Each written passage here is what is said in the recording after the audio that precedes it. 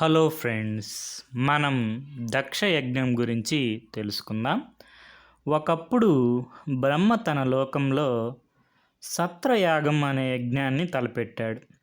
అష్టదిక్పాలకులను, అఖిల మునిజనులను, వేదాంగ విషాదరులైన బ్రాహ్మణులను, ఇంద్రాది దేవతలను పిలిపించాడు. బ్రహ్మ పరమేశ్వరుణ్ణి ప్రత్యేక అతిథిగా ఆహ్వానించాడు. ఆ సాత్రయాగానికి బ్రహ్మచే ఆహ్వానితుడై అసంఖ్యాక బ్రాహ్మణ బృందాలతో పరివేష్టింపబడి దక్ష ప్రజాపతి కూడా వచ్చాడు. అలా దక్షుడు యజ్ఞవాటికి దగ్గరికి రాగానే బ్రహ్మతో సహా అందరూ లేచి దక్షునికి స్వాగతం ఇచ్చారు. కానీ ఈశ్వరుడు మాత్రం తన స్థానంలో అలాగే కూర్చుండిపోయాడు. అది అవమానంగా భావించి దక్షుడు సభికులను చూసి, ఓ బ్రహ్మాది దేవతలారా, విప్ర మునిజనులారా, అఖండ తపోసిద్ధుడను మహర్షులకే శైప్యుడును అయిన నన్ను మీరంతా ఆసనాల నుండి లేచి గౌరవించగా ఈ భిక్షకుడు ఎంత అవమానం చేశాడో చూడండి. నుదుట బూడిద పూసుకొని, మెడకు పామును తగిలించుకొని, కట్టుకోవడానికి సరైన బట్ట కూడా లేకుండా గజ చర్మం చుట్టుకొని తిరిగే ఈ యాచకుణ్ణి తెచ్చి అందలం ఎక్కించారు. ఇతడు నా పుత్రిక సతీదేవి ఏం చూసి ప్రేమించి వివాహం చేసుకుందో ఇప్పటికీ నాకు అర్థం కావడం లేదు. ఇతనిలో ఏ సద్గుణాలు లేకపోయినా అహంకారం మాత్రం కొల్లలుగా ఉంది. ఈ అహంకారాన్ని మేము క్షమించము.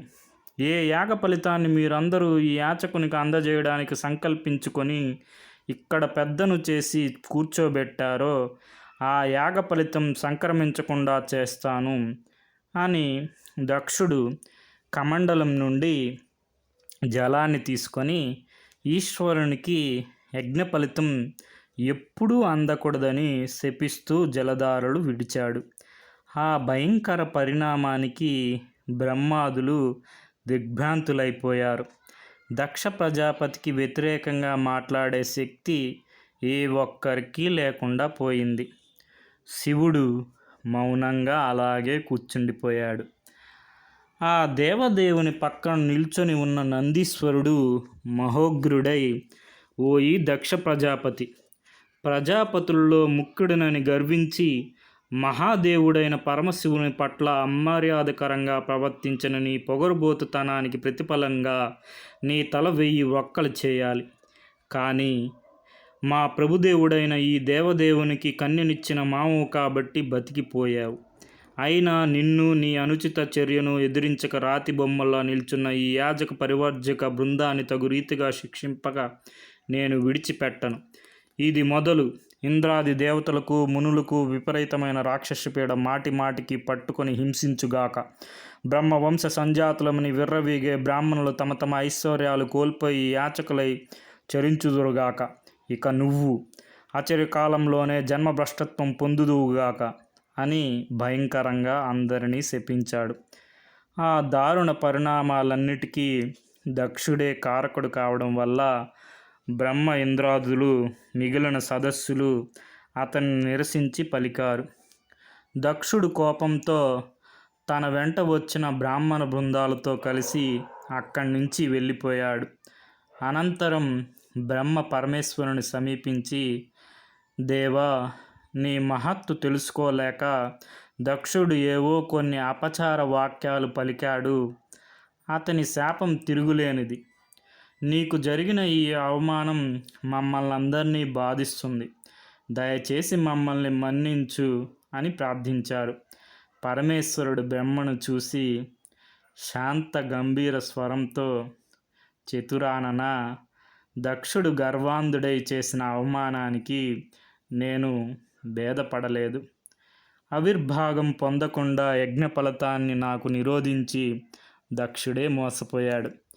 మహావిష్ణువు స్వీకరించిన, నేను స్వీకరించిన యజ్ఞఫలం మాకు ఇద్దరికీ దక్కుతుంది. హరిహరులమైన మాలో భేదం లేదు.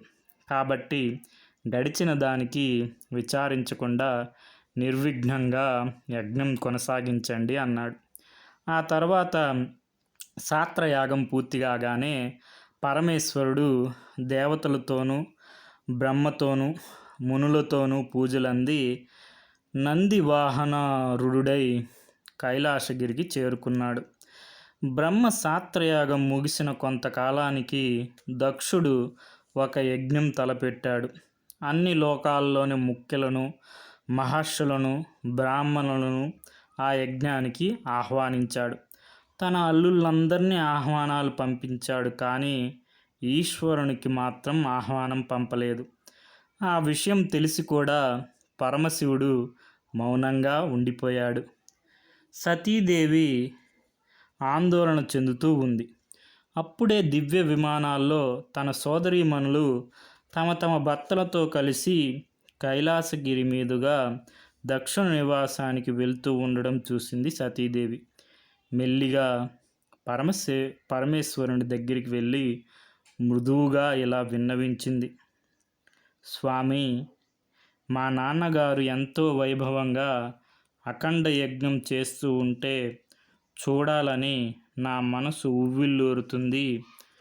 నా అక్క చెల్లెళ్ళు కూడా తమ తమ భర్తలతో కలిసి అక్కడికి వెళ్తున్నారు. నా తల్లి మన కోసం ఎదురు చూస్తూ ఉంటుంది. ఆనాడేదో కోపం కొద్దీ మా నాన్నగారు మిమ్మల్ని అవమానించినా పశ్చాత్తాపపడి ఇప్పుడు మన మీద మంచి అభిప్రాయం పెంచుకొని ఉంటారు. మనం కూడా వెళ్ళి యజ్ఞం చూసి వద్దాం అని సతీదేవి చెప్పింది. ఆ మాటలకు పరమేశ్వరుడు నవ్వుతూ, దేవి, ఏమిటి వెర్రి నీకు? నీ తండ్రి ఆహ్వానం మీదనే అందరూ వెళ్తున్నారు. ఆహ్వానించకుండా మనం వెళ్ళడం అవమానం కాదా? అథవా ఆహ్వానించినప్పటికీ నేను దక్ష ప్రజాపతి యాగశాలలో పాదం మోపడం అసంగతమైన విషయం అన్నాడు పరమశివుడు. కానీ సతీదేవి తన పట్టు విడవకుండా మరీ ప్రార్థించింది. కానీ పరమేశ్వరుడు అంగీకరించలేదు. చివరకు దాక్షాయిని భర్తను ప్రాధేయపడుతూ, పోనీ నేనైతే వెళ్తాను, అనుమతించండి అంది. నీ ఇష్టం అన్నాడు ఈశ్వరుడు ముక్తాసరిగా. సతీదేవి తల్లిదండ్రులను, అక్క చెల్లెలను చూడబోతున్నానన్న ఉత్సాహంతో బయలుదేరింది. ఆమెకు తోడుగా కొంతమంది ప్రమదగణ వీరులు వెళ్ళారు. దక్ష ప్రజాపతి యజ్ఞశాల ఋత్విజులతో, బ్రహ్మ ఇంద్రాది దేవతలతో, దిక్పాలక బృందంతో కలకలలాడుతుంది. దేశ దేశాల నుంచి బంధుమిత్రులు, గొప్ప గొప్ప మునులు, బ్రాహ్మణులు వచ్చారు. అత్రి, గౌతమ, భృగు మొదలైన సప్త ఋషులు ఆ యజ్ఞంలో పాల్గొన్నారు. కిన్నెర, కింపురుష, విద్యారాది దివ్య లోకవాసులు వచ్చారు. సతీదేవి ప్రమదగణ పరివేష్టితురాలై యాగశాల ప్రవేశించింది. ఆమెను చూడగానే దక్షుడు పెడమొగం పెట్టుకున్నాడు. సదస్సులందరూ సతీదేవికి నమస్కారాలు చేశారు. తండ్రి అలా పెడమొగం పెట్టుకోగానే సతీదేవి నిర్వీర్యురాలైంది. తల్లి, అక్క, చెల్లెళ్ళు పరుగు పరుగున వచ్చి సతీదేవిని కౌగిలించుకొని యోగక్షేమాలు అడిగారు. కానీ సతీదేవికి తండ్రి చేసిన అవమానం దుర్భరమైంది. వెంటనే యజ్ఞదీక్ష వహించి కూర్చొని ఉన్న దక్షుని దగ్గరికి వెళ్ళి, తండ్రి, త్రిలోక పూజ భజనుడైన పరమేశ్వరుడు లేనిదే నీ యజ్ఞం సంపూర్ణం కాదు. ఆ దేవదేవుని పట్ల ఇప్పటికే నువ్వు అపచారం చేశావు. సగౌరవంగా నీ అల్లుణ్ణి పిలిపించు అంది. దక్షుడు ఆ యజ్ఞశాల మారు మోగేటట్టు వికటంగా నవ్వి, ఏమిటి, ఆ బిచ్చగాన్ని ఇక్కడికి సగౌరవంగా పిలిపించాలా? పిలువని పేరంటంగా వచ్చిన నీకు ఇక్కడ గౌరవం ఏముంది? యాచకుని భార్యకు ఇంత అహంకారమా అన్నాడు. ఆ మాటలు సతీదేవి సున్నిత హృదయానికి బల్లెం పోటుల్లా తగిలాయి. తన్ను చేసిన అవమానం కంటే తన భర్తకు చేసిన అవమానాన్ని సహించలేకపోయింది. ఈ దక్షుడు పాలాక్షుడు ఎంత మహిమాన్వితుడో తెలియక అపచార పరంపరలు చేస్తూనే ఉన్నాడు. పర్యవసానం ఏమవుతుందో అనుకోసాగారు సదస్సులు. సతీదేవి కళ్ళల్లో అగ్నులు చెలరేగాయి. తీవ్ర దృష్టులతో తండ్రిని చూస్తూ, ఏమిటి, సర్వలోకాలకు ఐశ్వర్యాలను సమకూర్చే ఈశ్వరుడు నీ కంటికి బిచ్చగానిలా కనిపించాడా? నేను ఇక్కడికి వచ్చినందుకే కాదు, నీ కడుపున జన్మించినందుకే గౌరవం పోయింది అని కన్నులు మూసుకొని భర్తను ఉద్దేశించి, ప్రభు, పరమశివ, మీరెంత చెప్పినా వినకుండా మీ మాట పెడచెవిన పెట్టి వచ్చినందుకు ఈ ద్రోహి నాకు సరైన గుణపాఠం చెప్పాడు. దుర్భరమైన ఈ అవమానాగ్నులతో మనస్సు క్షణక్షణం దహింపబడుతుంటే ఇక నేను జీవించలేను. నా అపరాధం మన్నించండి ప్రభు అని ప్రార్థించుకుంది. మరుక్షణంలోనే సభాజనులందరూ వెరగుపడుతుండగా, తల్లి, అక్క, చెల్లెలు భీత చిత్తులై కంపిస్తుండగా సతీదేవి దక్షిణ యజ్ఞగుండం ఎదురుగా పద్మాసనం వేసుకొని కూర్చుంది.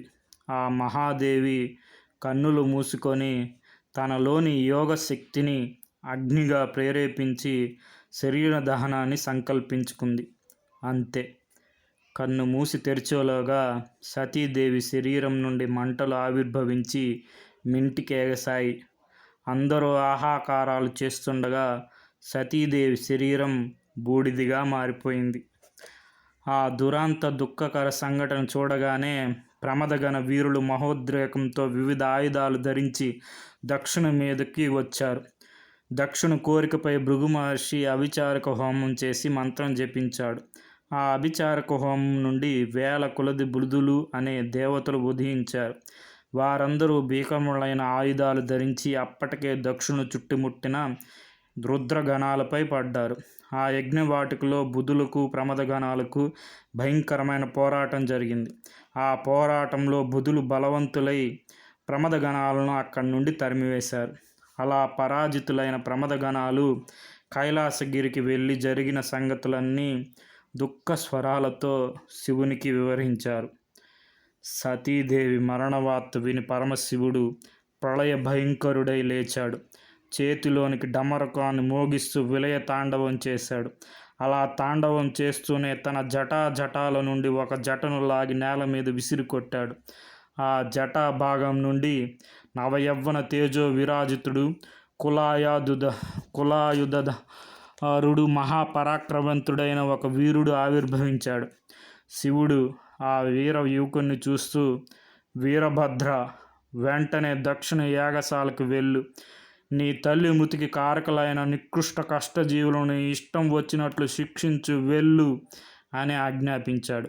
వీరభద్రుడు శివునికి ప్రమాణం చేసి అక్కడి నుంచి బయలుదేరాడు. ఇంద్ర, ప్రళయ రుద్రుని అంశతో జన్మించిన వీరభద్రుడు కోపావేశ ముద్రితుడై దక్షిణ యాగశాలకు ప్రవేశింపబోతున్నాడు. పరమేశ్వరునికి అవమానం జరిగి లోకమాత మరణానికి కారణమైన ఈ కలుషిత ప్రదేశంలో మనం ఉండకూడదు, వెళ్దాం పద అని బ్రహ్మ ఇంద్రుని హెచ్చరించి అంతర్ధానమైపోయాడు. వెంటనే ఇంద్రాది దేవతలు, దిక్పాలకులు కూడా మాయమయ్యారు. ఇంతలో భీకర గర్జనలు ఆ పరిసర ప్రాంతాలన్నింటినీ మారుమోగిస్తూ భయంకరంగా వినిపించాయి. దక్షుడు ఆ విపరీతమేమిటో అని భృగు మహర్షి వైపు చూశాడు. భృగు ఒక్క క్షణం కళ్ళు మూసుకున్నాడు. అఖండ పరాక్రమవంతుడైన శివసేన ప్రమదగణ గుహ్యకాదులతో కలిసి వీరభద్రుడు దక్ష యజ్ఞ ధ్వంస హింసాకరుడై వస్తున్న దృశ్యం అతని మనోహనేత్రానికి గోచరించింది. వెంటనే కళ్ళు తెరిచి దక్ష ప్రజాపతి, అక్షిని బల సమన్వితుడు, హరజట జూట విర్భూతుడు అయిన వీరభద్రుడు లెక్కకు మీరిన శివ సైన్యాలతో వస్తున్నాడు. సతీదేవి ఆత్మాహుతి వల్ల ఏర్పడిన పరిణామమే ఇది అన్నాడు. అలాగా, మనకిప్పుడు కర్తవ్యం ఏమిటి మహాత్మా అన్నాడు దక్షుడు. నేనున్నాను గదా, వీరభద్రుడేమిటి, విశ్వంభరుడైన ఆ మహావిష్ణువు కలిసి శివుడు వచ్చిన లెక్క చేయని వీరులను సృష్టిస్తాను అని భృగు మహర్షి మళ్ళీ అభిచార హోమం చేశాడు. వెంటనే ఆ హోమం నుండి పలు విధాల ఆయుధాలు ధరించి బుధులు వేనవేలుగా జన్మించారు. అలా జన్మించిన వారందరినీ చూస్తూ భృగువు, బుధులారా, మీ సర్వశక్తులకు ప్రయోగించి వీరభద్రుని సైన్యాలను ఎదుర్కోండి. రుద్రగణాలను, శివ సైనికులను, గుహ్యకులను చీల్చి చెండాడండి. ఆ వీరభద్రుని శిరస్సు తెగవేసి మొండంతో సహా ఆ ఖండిత శిరస్సును పరమేశ్వరునికి కానుకగా పంపండి అని ఆజ్ఞాపించాడు. బుధులు ఆర్భాటంగా అట్టహాసాలు చేశారు. అదే సమయంలో ఆ యాగశాలలో ఉన్న ఋత్వికులు, ఉద్గతులు, హోతలు, సదస్సులు, ప్రేక్షకులై అందరూ భయంతో కంపిస్తుండగా త్రిశూలపానులైన శివసైనికులు అక్కడ ఆవిర్భవించారు. వీరభద్రుడు కాలవాహకంలా గర్జించి తన అనుచరులను చూస్తూ, శివభక్తులారా, మన దైవాన్ని నిరసించి అహంకారంతో విర్రవీగిన ఈ ధూర్తులందరినీ చిత్రవధ చేయండి, యాగశాలను శ్మశాన వాటికగా మార్చండి అని ఆజ్ఞాపించాడు. వెంటనే శివసేనలు భూలాంతరాలు దద్దరిల్లేటట్లు భయంకరంగా సింహనాదాలు చేస్తూ యాగశాలలోని వారిని విరుచుకుపడ్డారు. శివుని అనుచరులను, భృగువు సృష్టించిన బుధులను ఎదుర్కొన్నారు. ఆ రణరంగం నుండి దక్షిణ అల్లుళ్ళందరూ కూతుళ్ళు దక్షిణ భార్యని తీసుకొని పారిపోయారు. యజ్ఞం చూడడానికి వచ్చిన వారంతా తోకలు తెచ్చిన పిట్టల్లా పారిపోవడం ప్రారంభించారు. వీరభద్రుని ప్రబోధ వాక్యాలతో ఉత్సాహపూరితులైన శివసేనలు బుధసేనులను హతమార్చడం ప్రారంభించాయి. భృగువు మళ్ళీ అభిచారక హోమం చేసి కొల్లలుగా బుధులను పుట్టించాడు. ఎంతమంది విరోధులను హతమారుస్తున్నా ఎప్పటికప్పుడు భృగువు కొత్త బుధులను సృష్టిస్తూ ఉండడం వల్ల శివసైనికులకు పోరాటం భారమైపోయింది. వీరభద్రుడు ఆ విశేషాలన్నీ గ్రహిస్తూనే ఉన్నాడు. కన్నుల నుండి అగ్ని కణాలు కురియిస్తూ భృగువు దగ్గరికి నడిచాడు.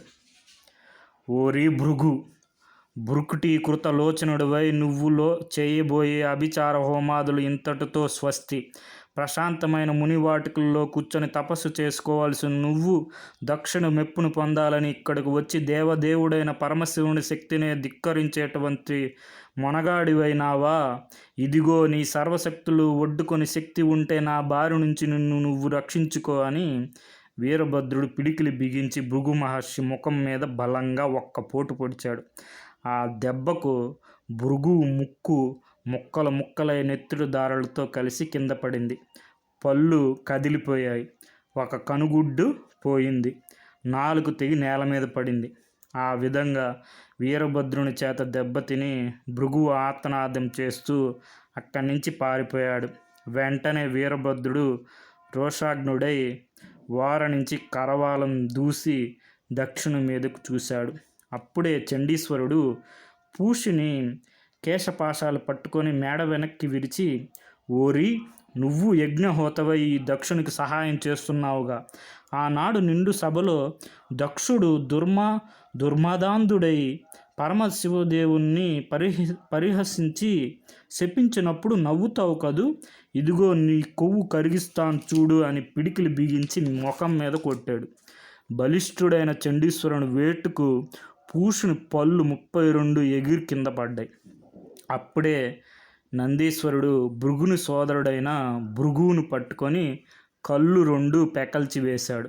ఆ విధంగా మంత్రజపం చేయడానికి వీలు కాని విధంగా దక్షునికి అనునయులైన భృగు ప్రభాతుల కళ్ళు, ముక్కులు, పండ్లు, నాలుకలు తుల్లిపడేటట్టు చేసి నందీశ్వరాదులు విజయోత్సాహాలతో సింహనాదాలు చేశారు. వీరభద్రుడు దక్షుణ్ణి ఆక్రమించుకున్నాడు. తన కుడికాలితో దక్షుని వక్షాన్ని తొక్కిపట్టి చేతిలోని కరవాలాన్ని దక్షుని మీద జులిపిస్తూ, ఓరి నయ నిర్ణయ వివక్ష దక్ష, ఆగ్రహానాల పాలాక్షుడైన మా జనకుని అవమానించి మా జనను మృతికి కారకుడైన నిన్ను పశువును చంపినట్లు చంపుతున్నాను. నీ సర్వశక్తులను సమకూర్చుకొని నా కరవాలం బారి నుండి తప్పించుకోగలవేమో ప్రయత్నించు అని వీరభద్రుడు కరవాలం పైకెత్తాడు. మహాసాత్వుడు, మహిమహిన్వాతుడు, అతులిత శక్తి సంపన్నుడు, అనివీర్య పరాక్రముడైన వీరభద్రుని ముందు దక్షుడు సింహం ముందు చిట్టెలుకలా అయిపోయాడు. మరుక్షణం వీరభద్రుని చేతిలో కరవాలం దక్షుని శిరస్సును ఖండించి వేసింది. ఆ ఖండిత శిరస్సును మొండాన్ని వీరభద్రుడు అగ్నిగుండంలో విసిరివేశాడు. ఆ విధంగా లోక భయంకరంగా దక్షయజ్ఞం ధ్వంసం చేసి వీరభద్రుడు విజయ తేజో విరాజుడై సింహనాదం చేశాడు. అప్పుడే బుధులందరినీ సంహరించి ప్రమదగణాలు, రుద్రగణాలు, శివసేనలు, గుహ్యక వీరులు జయ జయ ధ్వానాలతో వీరభద్రుని దగ్గరకు వచ్చారు. ఆ యాగశాలలో శివవీరులు తప్ప మరెవ్వరూ లేరు. వీరభద్రుడు తన అర్చునులు చూసి, మిత్రులారా, సతీ వియోగ దుఃఖితుడగు పరమశివదేవుని అంతరంగంలో ఈ లోకత్రయం కూడా దుఃఖితమైపోవాలి. ఈ యాగం పూర్తి చేయడానికి వచ్చి మన రేఖను పసిగట్టి పారిపోయిన వాళ్ళను కూడా విడిచిపెట్టకూడదు. సర్వలోకాలను లోకపాలకులను ధ్వంసం చేద్దాం పదండి అన్నాడు. అందరూ మహోత్సాహంతో సింహనాదాలు చేస్తూ బయలుదేరారు. దేవాదిదేవ శ్రీమన్నారాయణ తాళనేత్రుని జటాజూట నుండి ఆవిర్భవించిన వీరభద్రుడు విలయరుద్రుడై అపారములైన శివసేనలతో కలిసి ప్రపంచాన్ని ధ్వంసం చేయడానికి బయలుదేరాడు. ఆ వరప్రసాదుని నిర్వహించే శక్తి ఇప్పట్లో పరమశివునికి తప్ప మరొకరికి లేదు. ఆ పరమశివునికి నచ్చజెప్పి శాంత చిత్తును చేసే నేర్పు చనువు నీకు తప్ప మరొకరికి లేవు. వీరభద్రుడు ఇప్పుడే స్వర్గం లోకం మీదకి వెళ్ళాడు. ఇంద్రుడు మదమంచగానే నా సత్యలోకం మీదకు కూడా వస్తాడు. ఆ తర్వాత సర్వలోకాలు అతని చేతిలో బూడిదైపోతాయి. ఈ ఘోర ప్రమాదాన్ని నివారించి జగద్రక్షణ చేయడం నీకు ధర్మం అని బ్రహ్మ దీనవదనుడై వైకుంఠపురంలో ఉన్న శ్రీ మహావిష్ణువు దగ్గరికి వచ్చి మొరపెట్టుకున్నాడు. విష్ణువు తల పంకించాడు. బ్రహ్మను సానునయంగా చూశాడు. శాంతంగా ఇలా అన్నాడు. బ్రహ్మదేవ, భవిష్యత్తు ఎలా పరిణమిస్తుందో తెలుసుకోకుండా దక్షుడు తొందరపడ్డాడు.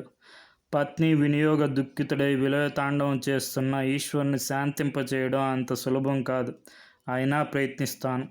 యజ్ఞ ప్రారంభంలోనే నువ్వు, ఇంద్రుడు, భృగువు మహర్షులు పరమేశ్వరుడు ప్రవేశించిన యాగభూమికి మేము రాము అని తిరస్కరించి ఉండవలసింది. అలా జరుగుంటే దక్షుడు యజ్ఞం పూర్తి చేయడం కోసమైనా తనకు ఇష్టం లేకపోయినా పశుపతిని పిలిచి ఉండేవాడు.